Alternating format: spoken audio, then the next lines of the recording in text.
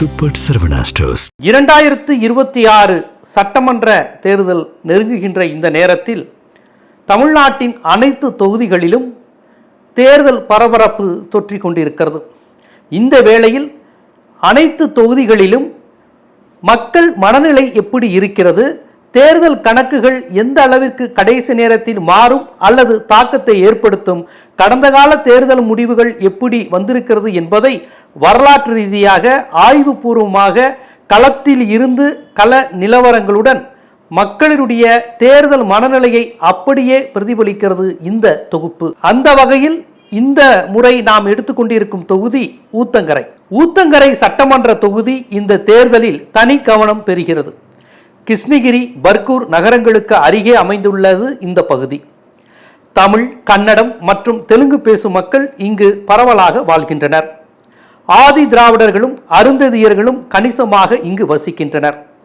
இந்த தொகுதி உருவான காலகட்டத்தில் இருந்தே அண்ணா திராவிட முன்னேற்ற கழகம் இங்கு வெற்றி பெற்றிருக்கிறது. ஆனாலும் இந்த முறை அதிமுகவிற்கு களம் சாதகமாக அமையாது என்கின்றனர் இந்த தொகுதியின் கணிப்பாளர்கள். 2011 சட்டமன்ற தேர்தலில் அதிமுக தேமுதிக அலையில் தமிழ்நாட்டின் பல தொகுதிகள் வெற்றி பெற்றன. அந்த தொகுதிகளில் அப்போதுதான் உருவாகியிருந்த ஊத்தங்கரை தொகுதியும் ஒன்று. 2016 மக்கள் நல கூட்டணி என்ற பெயரில் மறுமலர்ச்சி திராவிட முன்னேற்ற கழகம், விடுதலை சிறுத்தைகள், இடதுசாரிகள் என பல கட்சிகள் தேமுதிக தலைமையில் திரண்டு படுதோல்வியை சந்தித்தன. இருப்பினும் இந்த மக்கள் நல கூட்டணி பெற்ற வாக்குகள் அதிமுக வெற்றியை எளிதாக உறுதி செய்தது. 2021 தேர்தலில் திராவிட முன்னேற்ற கழகம் தனது கூட்டணி கட்சியான காங்கிரஸ் கட்சிக்கு இந்த தொகுதியை கொடுத்தது. அதிமுகவின் வெற்றிக்கு இதுவும் ஒரு காரணமாக அமைந்து 3வது முறையாகவும் அதிமுக இந்த தொகுதியில் வெற்றி பெற்றது. அப்போது அதிமுகவுடன் ஒன்றுபட்ட பாட்டாளி மக்கள் கட்சி வலுவாக இருந்ததும் இந்த வெற்றிக்கு காரணம் என்பதை நாம் கவனத்தில் கொள்ள வேண்டும். இப்படியாக கடந்த 3 முறையும் கூட்டணி கணக்குகள், தேர்தல் கால சூழல் என பல்வேறு காரணிகளால் திராவிட முன்னேற்ற கழகத்தின் வெற்றி வாய்ப்பை பறிபோனதாக உடன்பிறப்புகள் வருத்தம் தெரிவிக்கின்றனர். ஆனால் இந்த முறை எப்படியும் மக்களிடம் செல்வாக்கு பெற்ற இளம் வேட்பாளரை கழகத்தின் சார்பில் நிறுத்தி வெற்றி பெற வேண்டும் என்பதில் திமுக தலைமையும் தொண்டர்களும் உறுதியாக இருக்கின்றனர்.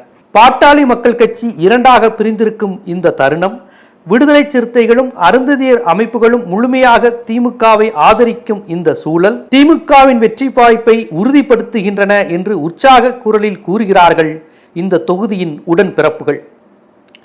கடந்த 3 தேர்தல்களை மனதில் வைத்து இது அதிமுகவிற்கு சாதகமான தொகுதி என்ற முடிவிற்கு வந்துவிட முடியாது.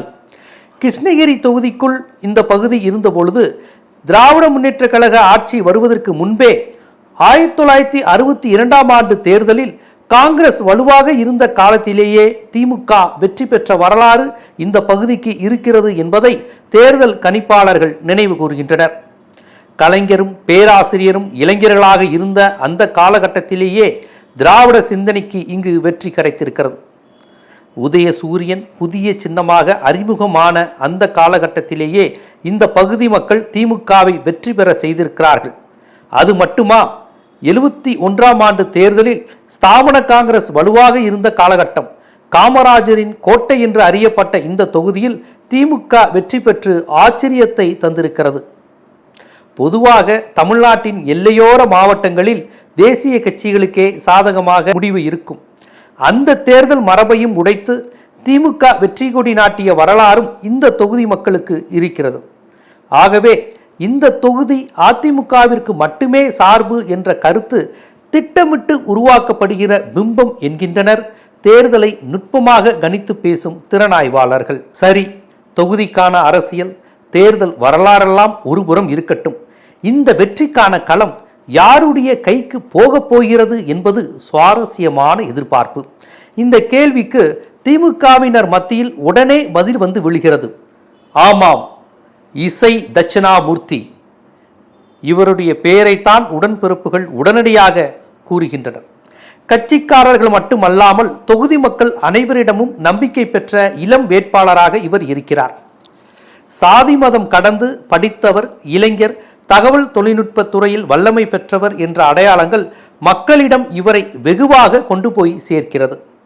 தொகுதிக்குள் எந்தவித கோஷ்டி பூசலும் இல்லாமல் இவரது பெயரையே உடன்பிறப்புகள் முன்னிறுத்துகின்றனர். கட்சி தலைமையிடம் நல்ல பெயரை வாங்கியிருக்கிறார் இவர். சபரீசனுக்கு இவரது மனைவி தூரத்து உறவு என்பதால் இவருக்கு சீட் கிடைப்பது உறுதி என்கின்றனர்.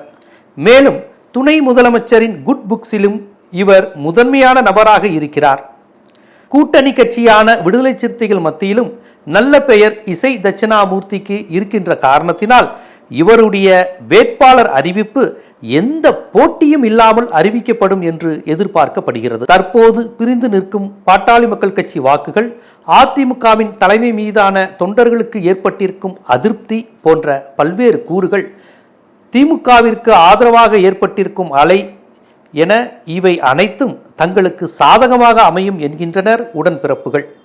மேலும் வேட்பாளருடைய கல்வி, தகுதி, இள வயது போன்ற பல்வேறு காரணிகள் படித்த முதல் தலைமுறை வாக்காளர்களை ஈர்க்கும். இளைஞர்கள் நடிகர் விஜய் கட்சிக்கு வாக்களிப்பார்கள் என்ற கருத்துருவாக்கம் உருவாகி வரும் வேளையில் இளைஞர்கள் டிக்கடிக்கும் வேட்பாளர் இசை தட்சிணாமூர்த்தியாய் இருப்பார் என்பது அறிவாலயத்தின் கணக்காக இருக்கிறது.